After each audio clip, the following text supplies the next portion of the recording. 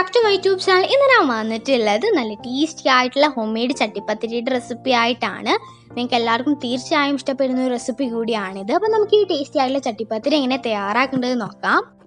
വീഡിയോയിലോട്ട് പോകുന്നതിന് മുമ്പ് നമ്മുടെ ചാനൽ ആദ്യമായിട്ട് കാണുന്നവരുണ്ടെങ്കിൽ പ്ലീസ് ഒന്ന് സബ്സ്ക്രൈബ് ചെയ്യുക. അതിൻ്റെ തൊട്ടടുത്ത ബെല്ലൈക്കൺ കൂടി കാണും. അതിൽ കൂടി ക്ലിക്ക് ചെയ്താൽ മാത്രമേ ഞങ്ങൾ അപ്ലോഡ് ചെയ്യുന്ന എല്ലാ വീഡിയോയുടെയും നോട്ടിഫിക്കേഷൻസ് നിങ്ങൾ മുടങ്ങാതെ കിട്ടും. അപ്പോൾ നമുക്ക് ഈ ടേസ്റ്റി ആയിട്ടുള്ള കോഴിക്കോടൻ സ്പെഷ്യൽ ചട്ടിപ്പത്തിരി എങ്ങനെ തയ്യാറാക്കേണ്ടത് നോക്കാം.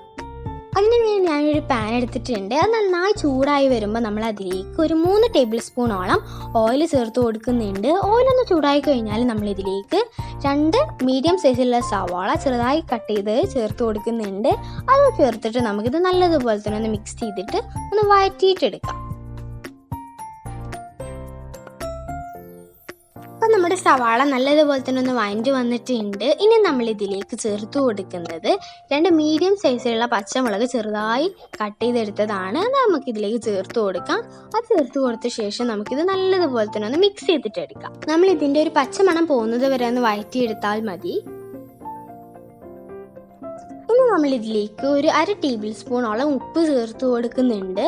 ഉപ്പ് കൂടുതലായിട്ട് ചേർക്കരുത്, കുറച്ച് ചേർത്ത് കൊടുത്ത ശേഷം പിന്നെ വേണമെങ്കിൽ നമുക്ക് ചേർത്ത് കൊടുക്കാം. എന്നിട്ട് നമുക്ക് നല്ലതുപോലെ തന്നെ ഒന്ന് മിക്സ് ചെയ്തിട്ടെടുക്കാം.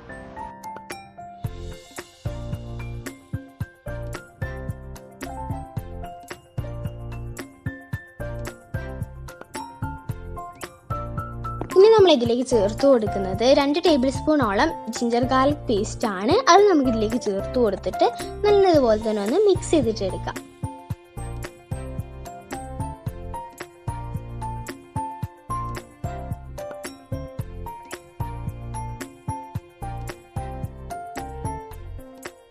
ഇനി നമ്മൾ ഇതിലേക്ക് ഒരു 1/2 ടേബിൾ സ്പൂണോളം മഞ്ഞൾപ്പൊടി ചേർത്ത് കൊടുക്കുന്നുണ്ട്. അതുപോലെ തന്നെ ഒരു 1/4 ടേബിൾ സ്പൂണോളം ഗരം മസാല അതും കൂടി ചേർത്തിട്ട് നമുക്കിതൊന്നുകൂടി ഒന്ന് മിക്സ് ചെയ്തിട്ടെടുക്കാം.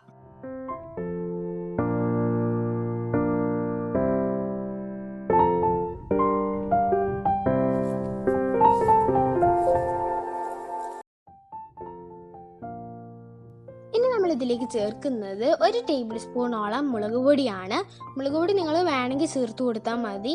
ഞാനിപ്പോൾ കുറച്ച് ചേർത്ത് കൊടുത്തിട്ടുണ്ട്. എന്നിട്ട് നമുക്കിത് നല്ലതുപോലെ തന്നെ ഒന്ന് മിക്സ് ചെയ്തിട്ടെടുക്കുന്നുണ്ട്.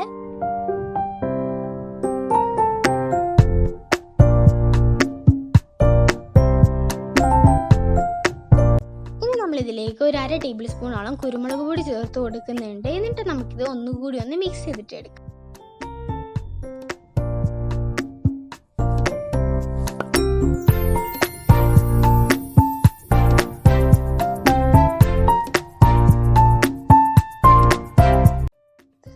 ഇതിലേക്ക് ചേർത്ത് കൊടുക്കുന്നത് ബീഫാണ്. അപ്പോൾ നിങ്ങൾക്ക് ബീഫോ ചിക്കനോ യൂസ് ചെയ്യാം. അപ്പോൾ ഞാനിവിടെ യൂസ് ചെയ്തിട്ടുള്ളത് ബീഫാണ്. അപ്പോൾ നമ്മൾ ഈ ഒരു ബീഫ് കുറച്ച് പെപ്പറും അതുപോലെ തന്നെ സോൾട്ടും ചേർത്തിട്ടൊന്ന് കുക്ക് ചെയ്തെടുത്തതാണ്. എന്നിട്ട് അതിൽ നിന്നും ബോൺലെസ് ആയിട്ടുള്ള പീസസ് മാത്രം മാറ്റി വെച്ചിട്ട് ജസ്റ്റ് മിക്സിയിൽ ഇട്ടിട്ടൊന്ന് ഗ്രൈൻഡ് ചെയ്തെടുത്തതാണ്. നിങ്ങൾ ഗ്രൈൻഡ് ചെയ്തെടുക്കുമ്പോൾ ഇതുപോലെ സ്മൂത്തായിട്ട് ഗ്രൈൻഡ് ചെയ്തെടുക്കണം. ജസ്റ്റ് ഒന്ന് മിക്സിയിലിട്ടൊന്ന് ഗ്രൈൻഡ് ചെയ്തെടുത്താൽ മതി. ഞാനിപ്പോൾ ഗ്രൈൻഡ് ചെയ്തെടുത്തപ്പോൾ കുറച്ചൊന്ന് സ്മൂത്തായി പോയി. അപ്പോൾ നിങ്ങൾ ഗ്രൈൻഡ് ചെയ്തെടുക്കുമ്പോൾ ജസ്റ്റ് ഒന്ന് ഗ്രൈൻഡ് ചെയ്തെടുത്താൽ മതി. അതൊന്ന് ശ്രദ്ധിക്കാം കേട്ടോ.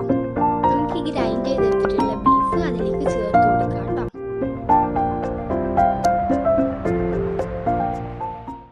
നമ്മളൊരു ബീഫ് അതിലേക്ക് ചേർത്ത് കൊടുത്തിട്ടുണ്ട്. ഇനി നമുക്കിത് നല്ലതുപോലെ തന്നെ ഒന്ന് മിക്സ് ചെയ്തിട്ട് എടുക്കുന്നുണ്ട്. ഇപ്പം നമ്മളിത് നല്ലതുപോലെ തന്നെ ഒന്ന് മിക്സ് ചെയ്തെടുത്തിട്ടുണ്ട്. ഇനി നമുക്കിത് തണുക്കാനായിട്ട് മാറ്റി വയ്ക്കാം. ഇനി നമ്മൾ അതിലേക്ക് വേണ്ടിയിട്ട് മൈദപ്പത്തിരിയാണ് തയ്യാറാക്കിയിട്ടുള്ളത്. സാധാരണ നമ്മൾ വീട്ടിലുണ്ടാക്കുന്ന മൈദപ്പത്തിരി തന്നെയാണ്. അത് നമ്മൾ ഒരു പാനിലിട്ടിട്ട് ജസ്റ്റ് ഒന്ന് കുക്ക് ചെയ്തിട്ടെടുക്കുക. അപ്പോൾ നമ്മളിത് ജസ്റ്റ് അങ്ങോട്ടും ഇങ്ങോട്ടൊന്ന് മറിച്ചിട്ട് കൊടുത്താൽ മതി. നമ്മൾ ജസ്റ്റ് ഇതൊന്ന് ഹാഫ് വേവ് ആക്കിയിട്ട് എടുക്കുന്നുണ്ട്.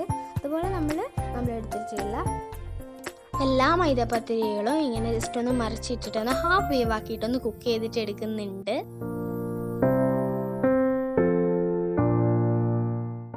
നമ്മൾ ഏതൊരു പാത്രത്തിലാണ് നമ്മുടെ ചട്ടിപ്പത്തിരി തയ്യാറാക്കി എടുക്കുന്നത് ആ ഒരു പാത്രം നമ്മൾ ജസ്റ്റ് ഓയിൽ വെച്ചിട്ടൊന്ന് ഗ്രീസ് ചെയ്ത് എടുക്കുന്നുണ്ട്. അപ്പോൾ ഞാനിപ്പോൾ സോസ് പാനിലാണ് തയ്യാറാക്കുന്നത്, അതുകൊണ്ട് ആ സോസ് പാൻ ജസ്റ്റ് ഓയിൽ വെച്ചിട്ടൊന്ന് ഗ്രീസ് ചെയ്തെടുത്തിട്ടുണ്ട്. ഇനി നമ്മൾ അതിലേക്ക് വേണ്ട ഒരു ബാറ്റർ തയ്യാറാക്കി എടുക്കുന്നുണ്ട്. അതിന് വേണ്ടി ഒരു ബൗളിലേക്ക് 2 ടേബിൾ സ്പൂൺ കോൺഫ്ലവറും അതുപോലെ തന്നെ 2 ടേബിൾ സ്പൂൺ മൈദയും ചേർത്ത് കൊടുത്തിട്ടുണ്ട്.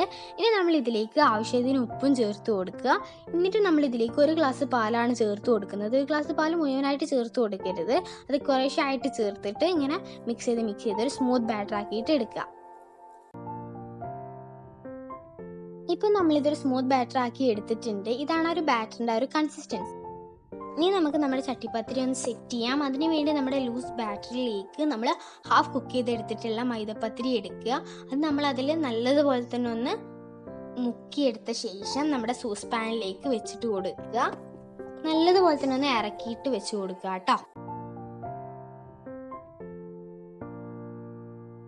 ഇനി നമ്മൾ നമ്മുടെ ഫില്ലിങ്സ് വെച്ച് കൊടുക്കുക. അതുപോലെ തന്നെ നമ്മൾ ആ ഒരു ബാറ്ററിൽ നമ്മുടെ ഹാഫ് കുക്ക് ചെയ്തിട്ടുള്ള മൈദപ്പത്തിരി ഒന്ന് ജസ്റ്റ് ഒന്ന് മുക്കിയെടുത്ത ശേഷം നമ്മൾ നമ്മുടെ ഫില്ലിങ്സിൻ്റെ മുകളിൽ വെച്ച് കൊടുക്കുക. എന്നിട്ട് അതിന് മുകളിലും ഫില്ലിങ്സ് വെച്ച് കൊടുക്കുക.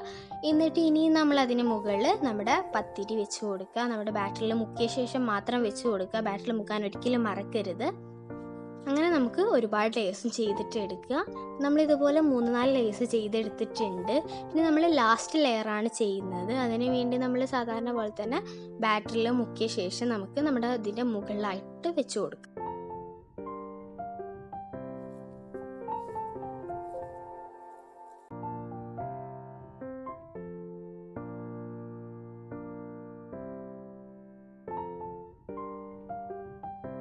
ഇനി നമ്മൾ ഇതിന് മുകളിലായിട്ട് നമ്മുടെ ലൂസ് ബാറ്റർ ഉണ്ടല്ലോ, ബാലൻസ് വന്നത് ഒഴിച്ചു കൊടുക്കുക. ഒഴിച്ചു കൊടുക്കുന്ന സമയത്ത് ഫസ്റ്റ് സൈഡിൽ ഒഴിച്ച ശേഷം മാത്രം നമ്മൾ നടുവിൽ ഒഴിക്കാൻ പാടുള്ളൂ. എന്നിട്ട് നമ്മൾ ഈ ഒരു സോസ് പാന് അടുപ്പിൽ വെച്ചിട്ട് ജസ്റ്റ് ക്ലോസ് ചെയ്തിട്ട് ഒന്ന് കുക്ക് ചെയ്തിട്ട് എടുക്കുക.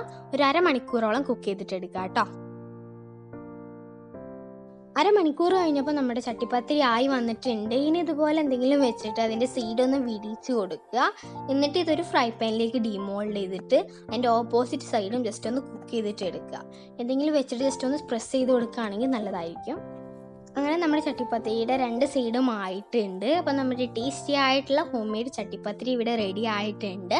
നിങ്ങൾക്ക് എല്ലാവർക്കും ഈ ഒരു വീഡിയോ ഇഷ്ടപ്പെട്ടെന്ന് വിചാരിക്കുന്നു. വീഡിയോ ഇഷ്ടപ്പെട്ടിട്ടുള്ളവർ വീഡിയോ ലൈക്ക് ചെയ്യുക, ഷെയർ ചെയ്യുക, കമൻറ്റ് ചെയ്യുക, സബ്സ്ക്രൈബ് ചെയ്യുക. പുതിയൊരു വീഡിയോയിൽ കാണുന്നവരെ bye, take care, love you all.